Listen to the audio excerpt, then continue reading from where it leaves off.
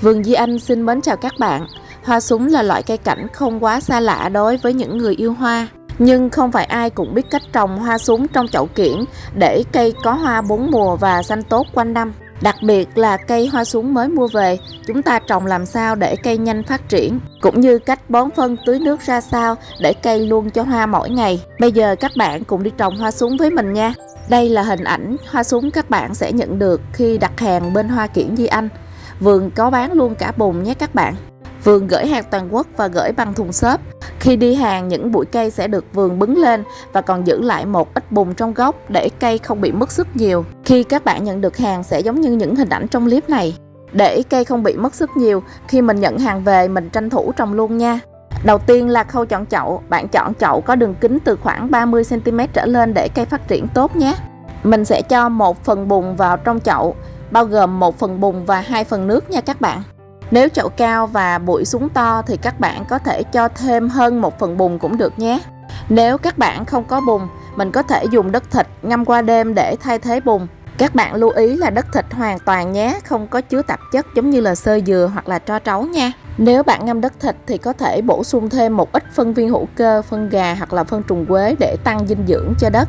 Còn nếu bạn trồng bùn do vườn Di Anh cung cấp thì không cần bổ sung dinh dưỡng lúc ban đầu, vì trong bùn đã có rất nhiều dinh dưỡng cho cây phát triển giai đoạn đầu rồi. Bây giờ mình dùng tay khoét một lõm tròn chính giữa sao cho vừa với gốc của bụi hoa súng. Rồi mình đặt cây vào ngay thẳng vững gốc, lắp bùn nhẹ nhàng xung quanh gốc cho cây đứng vững. Hoa súng có rất là nhiều loại và nhiều màu khác nhau. Các bạn yêu hoa nhưng mà mới tập chơi hoa súng thì chúng ta có thể chọn những loại hoa súng xiên hoa dễ trồng. Như bụi mình đang trồng cho các bạn xem là hoa súng màu tím, có hoa quanh năm luôn, nụ hoa chi chít, các bạn rất là dễ trồng. Mua về mình chỉ cần trồng theo hướng dẫn của mình thì các bạn sẽ có hoa súng ngắm quanh năm và ngắm hoa mỗi ngày. Mình trồng xong rồi chúng ta sẽ tưới nước từ từ vào chậu cho đến khi nước tràn mặt chậu nha cả nhà. Trồng xong thì chúng ta sẽ kiểm tra xem có một số lá hư quá nhiều thì mình sẽ ngắt bỏ để cây tập trung lại sức nha. Lưu ý mình chỉ ngắt những cái lá bị dập nát quá nhiều thôi nha cả nhà. Trồng xong rồi bây giờ mình đem chậu để nơi râm mát thôi nha. Khoảng chừng 3-4 hôm khi cây lại sức rồi chúng ta mới đem cây để nơi ánh nắng trực tiếp cả ngày nhé cả nhà. Sau 3 ngày trồng thì bụi hoa súng có thêm một số lá bị héo. Các bạn đừng lo lắng nha, không sao hết, tại vì cây chưa quen với môi trường mới. Lá nào héo nhiều thì mình cũng ngắt bỏ đi nha cả nhà. Mình ngắt nhẹ nhàng và ngắt cho cái cuốn lá nằm ở trên mặt nước thôi để tránh làm động gốc cây nhé cả nhà. Ngày thứ 3 cây cũng đã ổn định rồi, ngày mai mình sẽ mang cây ra nắng. Còn bây giờ mình đi tìm hiểu về cách bón phân cho hoa súng. Đây là phân NPK 3 màu mà vườn đang sử dụng bón cho hoa sen hoa súng trong vườn nhà. Khi các bạn mua hoa sen hoa súng của vườn, vườn sẽ tặng kèm một gói nhỏ để bạn bón cho sen súng những giai đoạn đầu. Tiếp theo, nếu bạn có nhu cầu, vườn sẽ bán theo ký. Trong trường hợp bạn không dùng phân chuyên dụng của vườn, bạn có thể thay thế bằng các loại phân NPK có trên thị trường như NPK 3x16 cộng TE cũng rất tốt nhé cả nhà. Chậu hoa súng trồng đã được 7 ngày, bây giờ mình tiến hành đi bón phân. Liều lượng bón từ 1 đến 3 gram cho một chậu đường kính từ 30 cm trở lên. Cách bón là ấn sâu gói phân xuống bùn và cách gốc từ 5 đến 10 cm.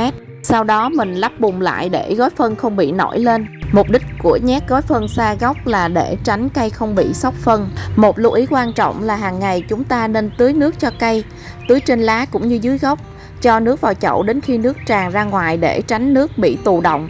Đây là hình ảnh mình quay vào lúc sáng sớm khi chậu cây được 30 ngày. Sáng sớm nên hoa chỉ vừa mới hé nụ thôi. Lá súng thì to, dày, bóng mượt và xanh mướt. Sau 1 tháng trồng mà chậu hoa súng phát triển tốt như thế này là chúng ta đã thành công rồi đó cả nhà. Có một tin vui mình muốn chia sẻ đến với các bạn yêu thích trồng hoa súng nhưng nhà ít ánh nắng. Chỉ cần sân vườn nhà bạn có ánh nắng chiếu từ 4 đến 5 tiếng đồng hồ thì các bạn hoàn toàn có thể trồng thành công những màu hoa súng xiên hoa như thế này. Đây là những màu hoa súng rất đẹp, xiên hoa và dễ trồng tại vườn Di Anh được rất nhiều khách hàng yêu thích. Trên thị trường cũng có rất nhiều nhà vườn bán các loại giống hoa súng này. Các bạn lưu ý là mình chọn nhà vườn uy tín để mua nha. Để tránh rủi ro thì mình nên chọn những trang fanpage uy tín có cái thời gian bán hàng lâu năm để mình mua nha các bạn. Còn đây là cách tưới nước cho chậu hoa súng mỗi buổi sáng này cả nhà.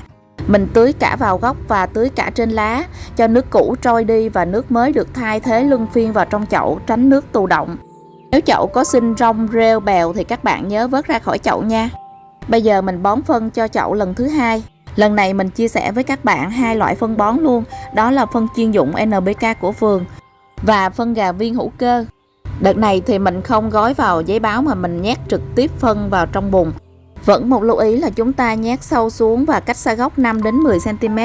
Mình có thể thay thế hoàn toàn phân hóa học NPK thành phân hữu cơ, phân gà viên hoặc là phân trùng quế viên nhé cả nhà. Trên tay mình là những viên phân gà viên hữu cơ Nhật Bản.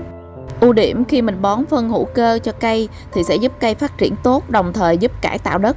Phân hữu cơ còn giúp tăng sức đề kháng cho cây trồng.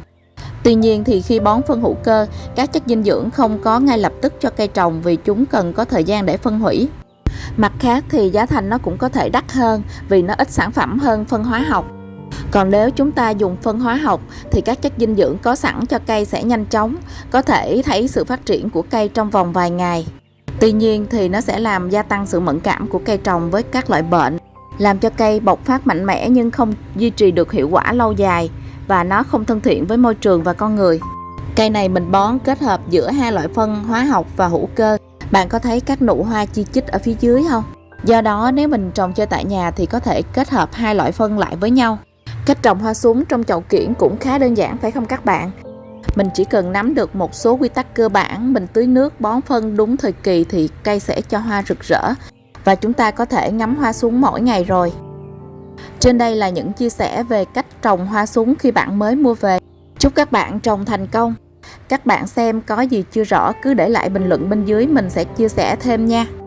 Cảm ơn các bạn đã xem đến đây. Các bạn đừng quên like, share và nhấn đăng ký kênh để ủng hộ mình nha. Còn bây giờ mình xin tạm biệt các bạn. Hẹn gặp lại các bạn trong những video clip tiếp theo.